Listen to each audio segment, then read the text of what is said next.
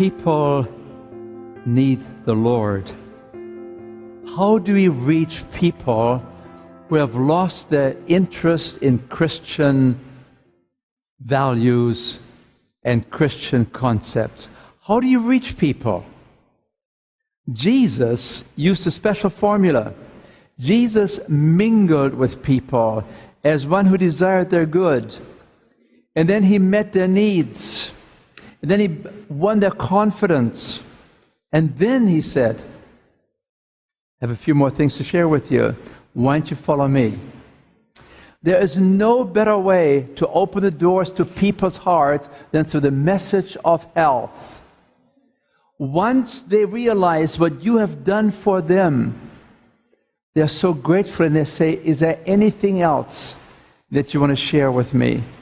Are there some other things that are important to my life? We have a great opportunity to attract people, even by our own level of health. I met another lady here the other day, and I wanted her to perhaps take a couple of minutes and to share with us what happened to her. Tell us your name. I'm Deanna Fine. Deanna Fine, okay. Yes. So tell us. Tell you what? Tell us what happened. When I became a Seventh-day Adventist, I had grown up on a farm in Kansas. I don't think I told you this. So we butchered everything that we ate. I mean, I don't care if it was hogs. We ate it. That's what we ate. That's what I was used to eating. So I met a young preacher. He wanted me to marry him, and I was in the process of trying to become a vegetarian. Overnight, I decided I had to become a vegetarian when we got married because he was already a vegetarian. To me, vegetarian meant I just don't eat meat. That's it. So I got really good at just not eating meat. I didn't say not wanting it. I said not eating it. And what did I replace it with? Can you tell me what you would replace it with? Cheese, yes. I mean, lots of cheese. And oh, I could cook pasta 5-10 ways, you know. And I was pretty good at rice. I got pretty good at brown rice. Cheese on everything. Eggs, yes. I grew up going out and collecting eggs. I wasn't about to forget about eggs. And I didn't think it was bothering me that much until about 7 or 8 years later, I looked in the mirror. We both looked in the mirror. And we were getting heavier and heavier. And I reached about 200 pounds. I didn't tell you this, yes. And we decided, and this is after quite some time, that somehow we realized that he knew. And I would see him scrape away the cheese and stuff like that, but he was not going to tell me what I had to do. That was between me and the Lord, you know. Anyway, to make a long story short, my daddy had died when he was 49 of heart problems, triggered by diabetes. Logic should have told me that I was in line for the same thing, but I was a vegetarian, and I was going to be all right. Somebody asked me what he was talking to me about, and I said, he wants me to tell you what about a bad vegetarian. You were a junk food vegetarian. I was. Yes. And what happened? I wouldn't say junk. Well, yeah, because I cook cakes and all kinds of things, yeah. Anyway, I will tell you this. I went longer than any of my brothers and sisters. They all had heart attacks. They had all this problem. And here I am really going pretty good, but I'm all of a sudden running out of breath. I'm all of a sudden and I'm getting bigger and bigger. And something's not quite right. And then my husband died 6 years ago. 1 year later, I had a massive heart attack. I had not given up the cheese. I had not given up the eggs. I had not given up all of that. I still was not a true, as far as I'm concerned, a vegetarian, yes. I know. I was a lacto-ova vegetarian. And it's all right, I think, if you start that way. But you need to keep improving, and I did not. I was supposed to die from that heart attack, and it's only by the grace of God that I did not. And since then, I suppose I have had, it took me 2 years to recover. I had a quadruple bypass, and they couldn't do anything to level out my blood pressure, nothing, so I could even take rehab. but by the grace of God, I am still here. I am on a pretty strict diet. I have gone from grazing to 2 meals a day, and I love it. I feel so good. I have lost weight, and it's all because I figured out if I want to live just a little bit longer, you do it God's way, not your way. Thank you very much. That's a powerful lesson, isn't it? Remember I said to you, an airplane needs to have 2 wings. You had 1 sort of wing. You had the vegetarian thing, sort of, lacto-ovo. That is still not good enough, especially when it runs in your family, right? Oh, so much, yes. My daddy died at 49, my mom at 61. You sort of had 1 wing, sort of, but the other wing, the cheese and the processed foods and all the things that right. make you a well-rounded person. Yes. I was that. Thank you very much. Did some of you see yourselves in that person? Oh, I'm a good person. I don't eat corpses anymore. I don't eat cadavers anymore. But there's more to it than just becoming a plant, food-centered person. We also have to move towards becoming a whole food person, the foods that God designed. And to cutting back on the grease, oil and fat that Ellen G. White talks about, to cutting back on the sugars and the salt, and to move more towards a foods as grown, as delivered by the Master himself.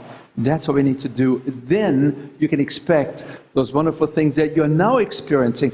Didn't you wish you could have done this years ago?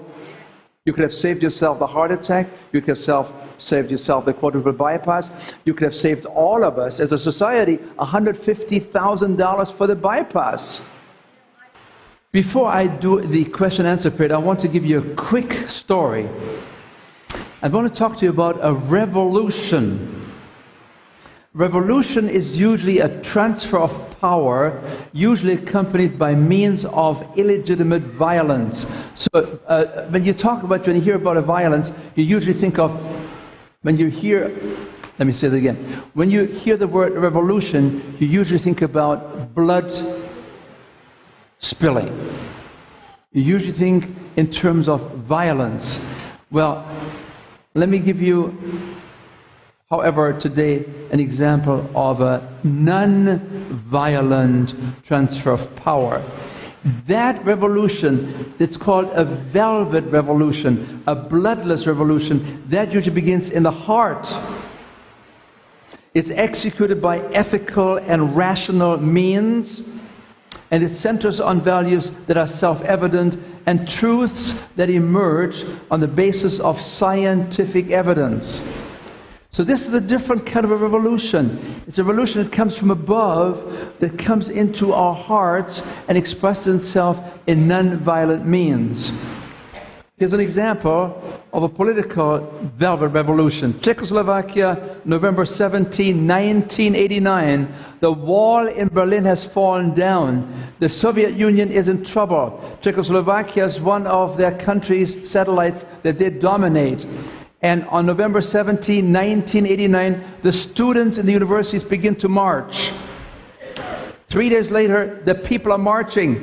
2 more days, there are 500,000 people marching through the streets of Prague.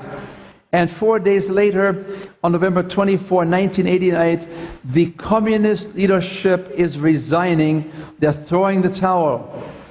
And it's on November 28, just a few days later, that the Communist Party surrenders and relinquishes all political power. A new president takes over. The Velvet Revolution has taken place, and all in 11 days, because the time was right. This was a political Velvet Revolution, where transfer of power took place without bloodshedding. We call this a Velvet Revolution. I want to take you now to a Velvet Revolution in the area of medicine.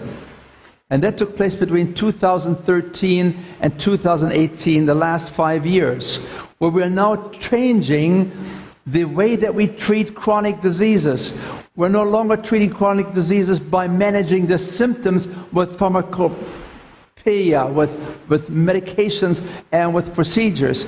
We're beginning now to look at to manage the chronic diseases by taking care of the causes of these diseases. No longer putting on Band-Aids, which don't cure, but now we're going to help people to understand what is causing these problems, educating them, motivating them, and urging them to become involved in their own recovery. It began in 2013 and 2014 when some of my personal colleagues, Dr. Campbell, he wrote the book, The China Study, which we highly recommend, and Dr. Colwell Esselstyn from the Cleveland Clinic, his book, Prevent and Reverse Heart Disease, we highly recommend, and myself, we became involved in helping the situation in Lithuania, this small country up there in the Baltic area. It was then, around that time and the following year, that we invited the Lithuanian medical and public health leaders, political leaders, to come to America and to visit Harvard University, to come to Cornell University, to come to Loma Linda University, and to come to our Lifestyle Medicine Institute where we have our CHIP program, and to see for themselves what is happening in this country where people are recognizing that we need to go beyond just putting Band-Aids on chronic diseases. It was at that time also that I was involved in developing what we call a prospectus, a special booklet that would list the finest people in the field of lifestyle medicine to come together and to help us to develop a new concept in Lithuania. This resulted in a major commitment by one of the largest universities in Lithuania to develop a master's degree program in lifestyle medicine, which was focusing on educating people in the area of nutrition, exercise, psychology, and how to motivate people. Here you see some of the vision that was created then. This is the president of the university. These are some of the leaders. These are all the deans of the different schools there. They're visiting now North America. These are some of the university professors. This is the group from Loma Linda University. And this is the group from Harvard University. And you see Dr. Campbell. He's a gentleman on the very left here. This is Dr. Campbell from the China Study.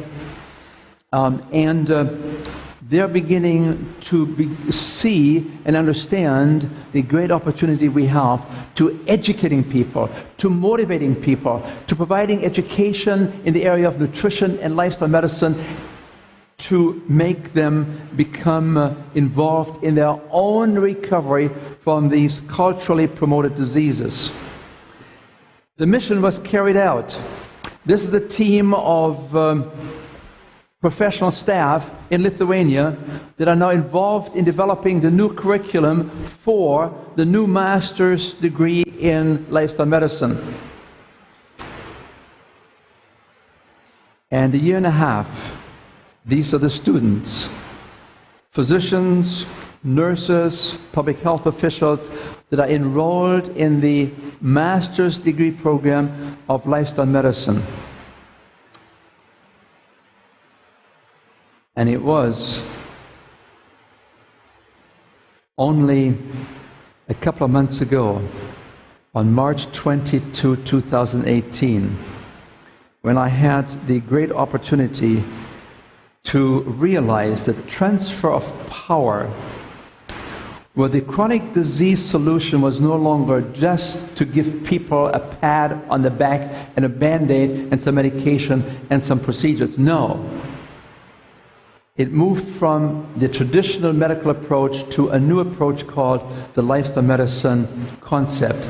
And it was my joy to provide and to give the first graduates of the Masters in Lifestyle Medicine degree their diplomas. So we are on a new track in Lithuania where now doctors, traditional doctors, will take care of infectious diseases. They will take care of broken bones. They will take care of diagnosing disease. They will take care of all these things that they know so very, very well. They're the finest doctors that we have anywhere. Traditional medicine can take care of these things very, very well. But We also recognize now that there's a new health professional that will take care of the chronic diseases, of heart disease, of high blood pressure problems, of diabetes, of obesity, of arthritis. These are now the new leaders that are operating under the supervision of a medical person to help people to understand that we need to become involved in our own recovery of health. You are the CEO of health. You need to take more responsibility. You can no longer wait for doctors to take care of you because we have nothing to offer except for medications that you will take more and more and more, and you will die with these medications because they do not cure chronic diseases. So this is a very exciting revolution that is taking place, and already other countries are now coming to inquire about the project in Lithuania. Saudi Arabia is becoming interested in learning how can we start a master's degree program and maybe down the line a PhD program in lifestyle medicine. So God has been good in opening these doors and to providing now the best of medical care by the doctors that take care of infectious diseases, of broken bones, of acute care, of accidents, of diagnosing these. This is what they do so well, but we also have now specialists that work in the area of dealing with chronic diseases. So, that brings me to the question and answer period. Okay, let's take a look. You have had a lot of questions turned in here. Oh my goodness. Oh, this is a bad beginning for me. What about our own Loma Linda foods that come from Cedar Lake? Some of these vegan foods, aren't they high in sodium and other fillers? I don't really want to answer that question. Do you insist that I answer it? I mean, folks, they have lots of Loma Linda foods back there in the storage room. What are we going to do? Here's how we can best handle this. These meat analogs, those phony balonies, they were created with a very, very good cause. They wanted to help people that were on this side of the river to get to the other side of the river. Thank you very much. And stay with us and announce some other things. And I got that. Yeah. So these were foods that were considered to be transitional foods. They were devised, and they go back all the way to Battle Creek and Dr. Kellogg, to help people that were totally committed to meat in their diet, and they wanted them to give them a substitute, something that they could also enjoy. And so they tried to copy the taste of these meat products, the sausages and so on, the ham and so on. And so they wanted to help people to go from this side of the river to the other side of the river. However, the people loved the taste of these foods, and they were called health foods because in some ways they were healthier than the original foods because they had no cholesterol, but there were other issues with that, right? So they took these so-called health foods from this side, and then they hoped these people would then move to the other side, except the people began to love these foods so much that they stayed on top of the bridge and never moved forward. Can you see yourselves in that situation? That wasn't the original plan, but it was a helpful plan to help people to transition to the other side. And so what we recommend is, some of these foods are better than meats, but they're still not really foods as grown. They're still foods that have big nutritional labels on them. Some of them are higher in salt than others. Some of them are higher in fat than others. I've looked at some of the products. There are now healthier products coming out more and more and more. They're reducing the salt, they're reducing the fat, and these are some good developments. And so these are good foods if you want to help someone to transition to the other side. In your own family, if you're still meat eaters, there's a good way to maybe move in this direction. But don't forget to move away from the bridge after you've been there for a while. And even if you're vegetarians, it's okay to have maybe some of these foods as an occasional treat. Maybe treat is not a good word, but as an emergency supply. Well,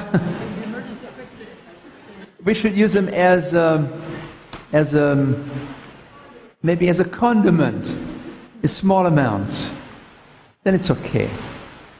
But let us not fall for these products and eat them as we used to eat meat in large amounts, because there are better ways to do it. But they have a special place as a transitional food. There are some items that I just saw they have here. This is called neat, N-E-A-T, egg. That's an excellent product because you begin to read the label and it says this is made of chia seeds and garbanzo beans. That's it. And these are excellent binders to take the place of eggs. So if you're used to baking some healthy cakes and you don't want to have the egg yolks in there, here's something you can use as a binder. Neat egg. Here's another one. This is called a Neat company. This is a healthy replacement for meat. All you have to do is stir some water in it, and it actually begins to congeal in such a way that it's almost like something that you're used to. This is largely made from pecans. So this is a high-fat product. About 50% of the calories is fat, but these are the good fat. This is the pecan, these are the nuts. And then, of course, the second item is garbanzo beans and oats and whole grain cornmeal and some chia seeds. So this is probably as good as you can ever get something with a nutrition label on it. So this is, again, this package runs about $6, $7, I understand. It's the equivalent of 18 eggs in terms of your binding power. Okay? If you want to, I don't know if you can make this into an actual, an egg omelette. I don't know about this, but I'm learning myself more about this. But this certainly would be a good product to consider as we are moving towards a more sensible diet.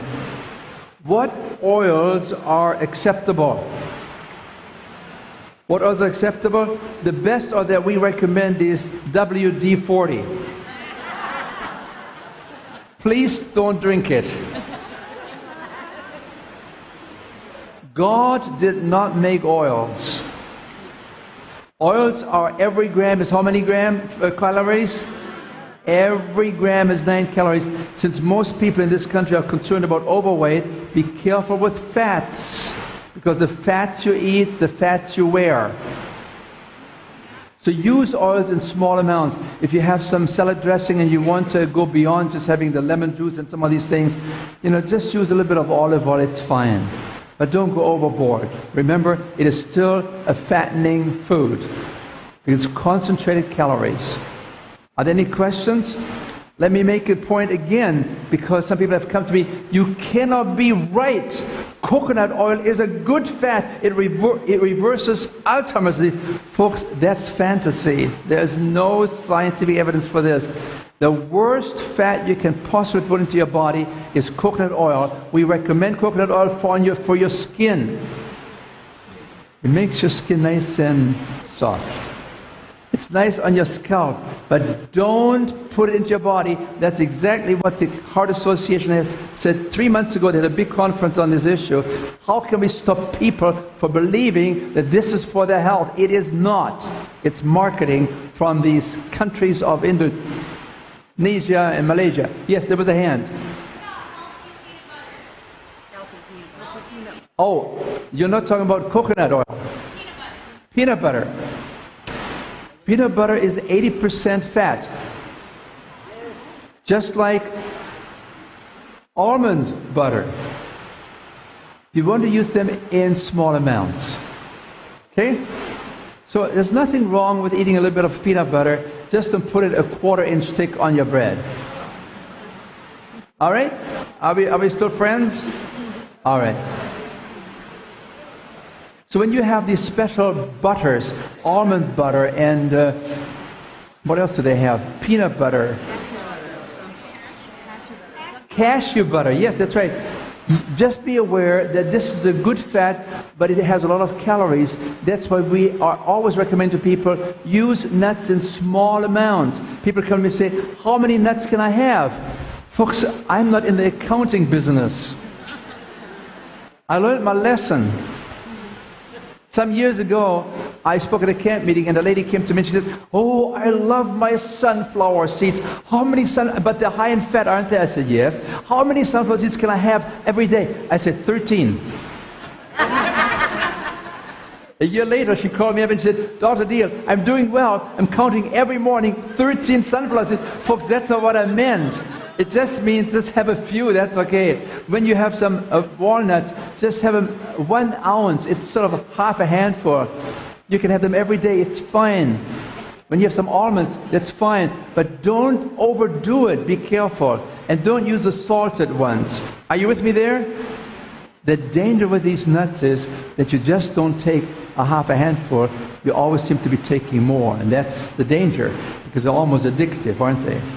So when it comes to oils which are accepted and acceptable, take them in moderation. The less, the better. I've been a faithful vegan for some 20 years, and my cholesterol still runs high. 5 years ago it was 179, and this last April my lab showed it was 197. What can I do? I'm 71 years of age. Well, let's review. You give me the answers. Let's turn all the lights on here in the building so I can see all of you. Yeah. What causes and determines the blood cholesterol? What determines your cholesterol in your bloodstream? What drives it? Fat. Which kind of fat? Saturated fat. Where do you find saturated fat? Almost exclusively in animal products. So this person is a vegan, so this does not apply to him. Of course, you can also have coconut oil, and you can have palm oil, hydrogenated fats, in cookies and all kinds of foods, breads and so on, which are part of a vegan diet, right? But they are pushing the cholesterol more than anything else. So you can be a vegetarian and still have these saturated fats that cause the liver to go into overdrive in producing cholesterol. There's something else that's called trans fats. Have you heard of trans fats? Trans fats is loved by the industry because they take liquid oils, and they harden them so that you can put them on your bread and so on and so forth, like margarine and so on. But you have to be very careful. The government says you shouldn't have more than 2 grams of trans fats a day, which is less than half a teaspoon, because we have found that probably 50,000 people die from heart disease just because of trans fats. As a matter of fact, they have been ruled out as of January 1 of this year. They are no longer allowed to be used in restaurant foods. So trans fats, be sure you read the labels. Make sure it always says trans fats 0. Because you can be vegetarian and still have high cholesterol, because these trans fats are powerful as these saturated fats to drive the cholesterol in the bloodstream up. There's one more factor, and that is if you don't, you can bring your cholesterol down by eating more legumes. Somebody came and said, sir, what's a legume? Can you please help me? What's a legume? Beans. What kind of beans? Green beans? Lentils, red beans, white beans, kidney beans, black beans, all kinds of beans, right? Speckled beans, all kinds of beans. Lentils. They have what we call a soluble fiber content, and that actually helps you to move some of the cholesterol out of your system. It's not the saving grace, but it's helping you, okay? So, if you are not a vegetarian, remember, the cholesterol in your bloodstream is determined by the amount of cholesterol that you eat. It only comes from animal products, and particularly from egg yolks. We want people to eat no more than 30, 40, 50 milligrams of cholesterol a day. One egg yolk has 220 milligrams, just one egg yolk. And some people have an omelette, and they break 3 eggs. And eat it by themselves or with their spouse. 3 eggs, that's 660 milligrams of cholesterol. We recommend about 30 milligrams a day. So be really careful with egg yolks. That's why some people take the egg yolks and throw them away, and they eat the egg whites, which is okay. Now, that brings me to another question then that somebody submitted here. This person is very, what should I say? He's very technical and finicky. But the person is right. He said, Dr. Diehl, how come you can recommend egg whites? It's just an animal product, and it's too much protein to start with because we have already too much protein. You should not really recommend egg whites. The person is right, technically speaking. But if you want to have an occasional egg white, I'm not really too worried about it. Are you with me? You say, but I thought I want to be a vegan. Well, yeah, then you are not really, technically speaking, a vegan. But I mean, you're pretty close to it. And so I don't like to sort of argue over technical issues. I'm trying to help you more in the larger concepts. Try to cut back on protein, especially animal protein, especially meats, chicken, fish. These are not in your best interest, especially the way these animals are grown nowadays, especially the fact that some of these processed meats are directly now identified with causing colon cancer. When it comes to eggs, try to stay away from eggs. My wife brings eggs sometimes home. I said, honey, why did you do that? Oh, I just had such a longing for an egg white somehow. I said, okay. And I don't say anything. It's okay. I don't eat them because I put the sand line there. I put the line in the sand. I don't need to worry about this anymore. I've done this in the past. I don't need it anymore. I haven't used it for 30 years. I don't need it. It has become part of my thinking now, you see. To my wife, well, once in a while, but I don't say anything. I just give her a hug. And I say, I'll be praying for you. Yes. Yes. Fish oil, that was sort of something that physicians recommended. That's old news.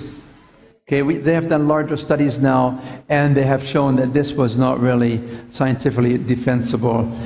We can get those omega-3s from other sources that are safer, like flaxseed. As a matter of fact, we recommend that everybody, when you have their breakfast in the morning, a hot breakfast, a hot cereal, a 5-grain or 7-grain or 10-grain cereal, Bob's Red Mill, just always put a couple of tablespoons of ground up flaxseed on top. It's wonderful. Now, people said to me, well, I always use flaxseed, but I don't grind it up. Oh, I said, you eat the whole seeds? I said, no, don't do this, because these seeds go right through the system. I mean, you can recycle them. They need to be ground up to be used. Okay. So flaxseed would be one item that would be very, very helpful. Again, I usually recommend to people, don't start your program of flaxseed ground up with 2 tablespoons. Start with 1 teaspoon, because flax seeds are really flaxatives. You know what a laxative is? So don't start with 2 tablespoons. But start with 1 teaspoon for a week, and then 2 teaspoons, and 3 teaspoons, and 4, and 5. And 6 teaspoons is the same as 2 tablespoons, right? Yeah. So do it gradually.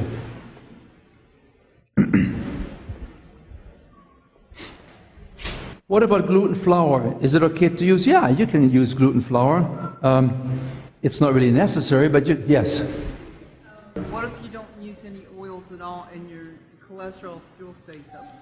Okay, what if my cholesterol is up there at 180, 190, and I have already eliminated most of all the fats? I'm not really eating those. I don't eat eggs anymore. I've become a vegan. I really don't know what we can do there. Maybe using some more beans that will bring it down to the 160, 170 level. That probably is the only way that I know of. Okay? This may be an unusual case. Sometimes we have people where high cholesterol levels run in families. They really do. And no matter what these people do, the cholesterol is difficult to move beyond a certain point. And so you have a little bit of a limitation there. But I think you would be all right if you keep it at 180, 190, yes. Oats help, yeah. Oats can help, yeah. Yeah, that's true. You can use, we talked about beans, but in the same category you can use oats. Yes, oats would be helpful. Also, there's some other things that people can do to help a little bit in that. Okay? When you make some jam, or, yeah, don't you put something in there to thicken it? Pectin. Pectin. So fruits will also help you to lower the cholesterol a little bit, just like oats and just like what we talked about earlier. Okay? So pectin in fruits will have a similar effect. So fruits are always good for you to have. So, yes. Wouldn't exercise help? No. Exercise does not help cholesterol, contrary to what people say. Exercise does not help cholesterol. You can do all the exercise you want, you cannot bring it down. Okay. There was a fellow by the name of Jim Fixx, F-I-X-X. When I was working at the Pritikin Longevity Center, Jim Fixx would write in. He would call in and he said, Mr. Pritikin, why do you bombard these people with all these dietary restrictions? All they have to do is run 3 miles every day and they can burn it off. 6 days later, he was found dead of a heart attack in Vermont on a street. You cannot burn off cholesterol. You cannot reduce your cholesterol with exercise. You can do it with diet. Okay. You may be able to raise the good cholesterol a little bit by exercise. Maybe that's what you meant. Yeah, you can do that. But to lower the total cholesterol, or the most important cholesterol particle, which is LDL cholesterol, that's the real dangerous particle. You cannot change that with cholesterol. Gluten flour. Is it okay to use? Yeah, I see no problem with some gluten flour, unless you have celiac disease. Himalayan salt. How about Himalayan salt? Have you heard about Himalayan salt? Have you heard of pink salt? Yeah, you have all these different kinds of salts. Folks, these salts do not help you to lower your high blood pressure, because they all have sodium in them, and that's the particle that we're concerned about. These Himalayan salts, all these different kinds of commercially pushed salts, they may have a few little minerals left there, a little bit more than the commercial salt. But the mineral content you don't have to worry about. Because when you eat fruits and vegetables, you have so many minerals, you don't have to worry about Himalayan salt, which may have a little bit less refinement than the typical table salt. Okay? Yes? You don't need vitamin supplementation. Vitamin supplementation is probably doing more harm than good. When you read the book, The China Study, which is a top man in the country, he will show you exactly how we've been sold on the idea that we need to have food supplements. Let me just give you some ideas. If there is one area in America where the soil is depleted of certain minerals, and you live on the foods that are being produced on this area of soil-depleted minerals, yes, you would have to take some minerals, some supplements. But remember, today we get pineapple from Hawaii. We get mangoes from the Philippines. We get strawberries from California. We get grapefruits from Israel. Food that we eat in America comes from all over the world. And to assume that all of these areas have soil that is depleted of certain minerals is far-fetched.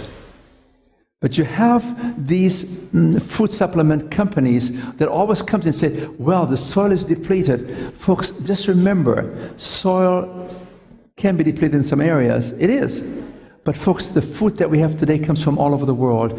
And to think that every piece of soil that brings these different foods to us is depleted of these minerals is really a fantasy. Okay?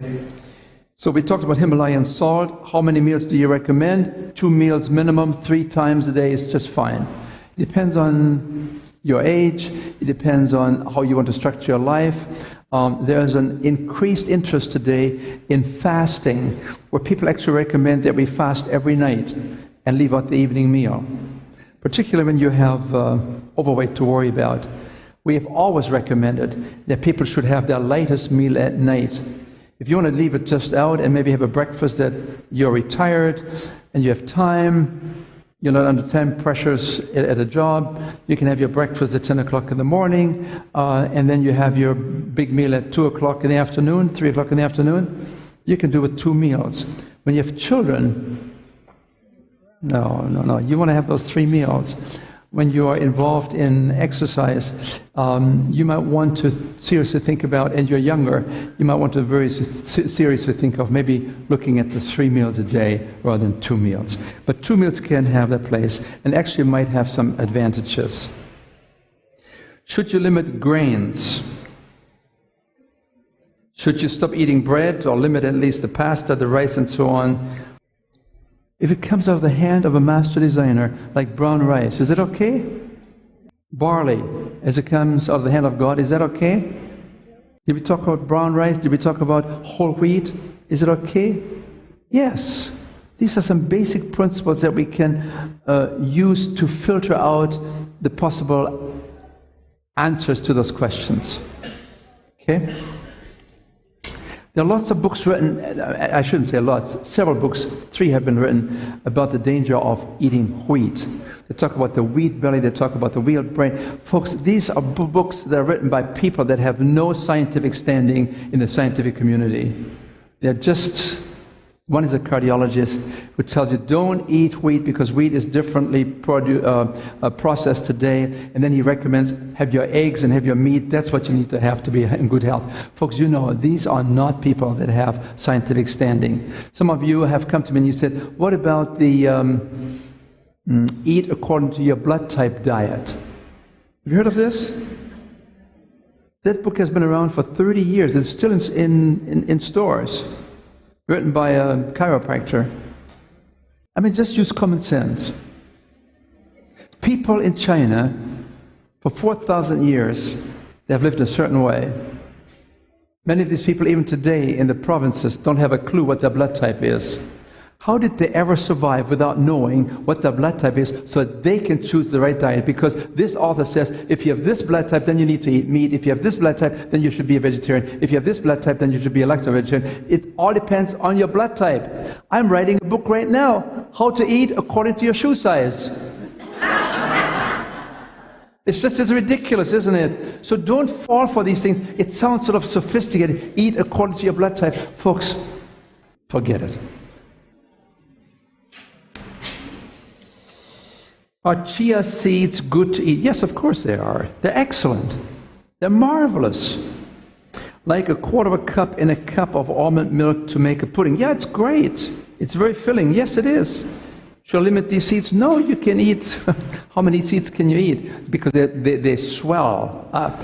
They collect water. And, you know, you have a few seeds and all of a sudden you have a whole cup full. It makes you also fill up here. It's a great way to go. Yes. No, you get your omega fats from other things. You get this from you get this from other things. You don't have to worry about omega-3. If you eat a diet, a balanced diet that we recommend, you have all you need. The only thing that you might be short of could be B12.